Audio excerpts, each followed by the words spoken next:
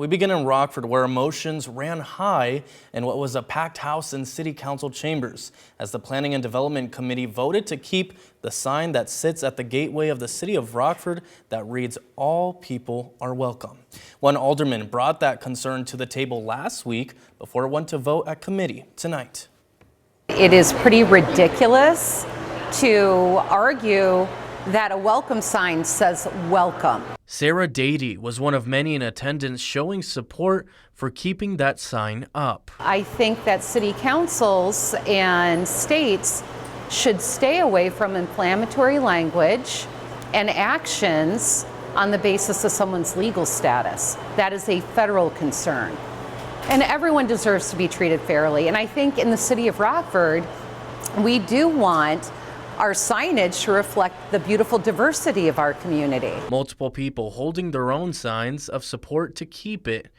Others holding pictures of the main sign in question, which has sat at I-90 and East State Street since 2018.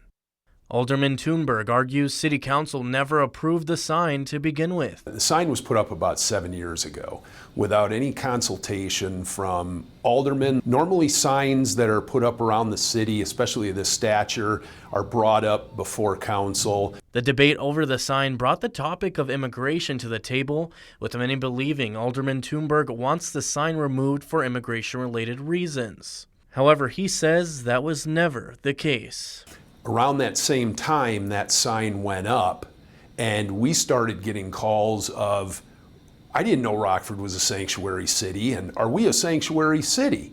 And of course the answer was no, we are not a sanctuary city. People continued to see that sign and question if we were a sanctuary city.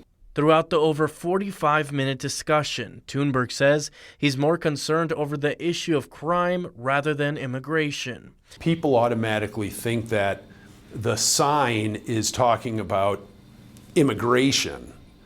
It's not. I don't care whether they're U.S. citizens, they're not U.S. citizens, they reside here, they don't reside here. I just don't like crime in Rockford. I've gotten enough of it. It's my #1 complaint as an alderman, and that's it. It has nothing to do with immigration or, being accused of racism. Alderwoman Tarina brought up that inclusivity and diversity are a part of the city's guiding principles that were written 2 years ago. Having that principle read in the discussion. Rockford provides a welcoming, nurturing, inclusive community that values diversity where community members feel safe and respected. Thunberg saying if he had a choice, he'd change the sign to say, "Welcome to Rockford, plant your roots in the Forest City."